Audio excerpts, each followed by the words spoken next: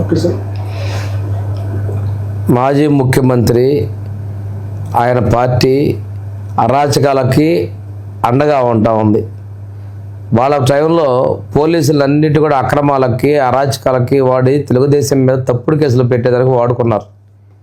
మా ప్రభుత్వం వచ్చిన తర్వాత పోలీసులు శాంతి భద్రతలు కాపాడుతూ మహిళల ఆత్మస్థైర్యాన్ని ఆత్మగౌరవాన్ని కాపాడుకుంటూ ప్రజలకి అండగా ఉంటుంటే ఈ రోజున మాజీ ముఖ్యమంత్రి తెనాలి వెళ్తున్నాడు. ఎవరి కోసం అంటే గంజాయి దాగి పోలీసుల మీద దాడి చేసిన దుర్మార్గం కోసం వెళ్తూ ఉన్నాడు.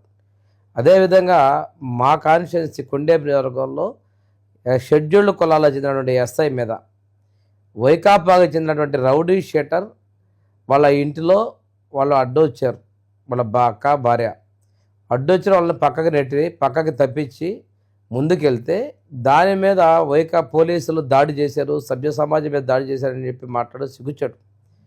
ఆ మా కొండలరావు అనేటువంటి వ్యక్తి ఒక రౌడీ షీటర్. సీసీ కెమెరాల్లో ఆ మధ్య జరిగిన దొంగతనాలకు సంబంధించినటువంటి దొంగల్ని పట్టుకునేందుకు ఆ సీసీ కెమెరా ఫుటేజ్ చూడడానికి ఎస్ఐ వాళ్ళకి ఆ హక్కు ఉంది పోలీసులకి.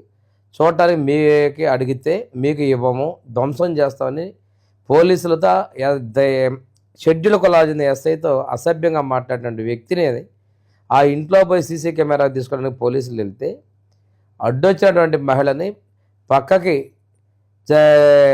తప్పించినందుకు మహిళల మీద దాడి, సభ్య సమాజం మీద దాడి, పౌరులకు రక్షణ లేదు, ఇలాంటి కుయుక్తులతో మాట్లాడుతున్నారు.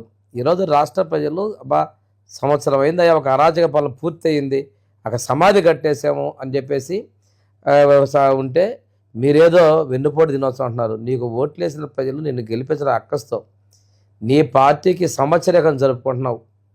ఇటువంటిప్పుడు ఒకటే చెప్తున్నా, పోలీసులు మా ప్రభుత్వంలో శాంతి భద్రతలను కాపాడుతూ ఉన్నారు. వాళ్ళ విషయంలో వాళ్ళ విధులకు ఆటంకపరిచినటువంటి వాళ్ళ విషయంలో కూడా నువ్వు చూడు, అక్కడ ఉన్న ఎస్ఐ షెడ్యూల్ కులానికి చెందిన ఎస్ఐ అండి, అతన్ని కూడా పరామర్శించిన పోయి నీకు ఓదార్పులు పరామర్శలు ఇదే కదా నీ డ్యూటీ. అందువల్ల పోలీసుల ఆత్మస్థైర్యం దెబ్బతీయద్దు.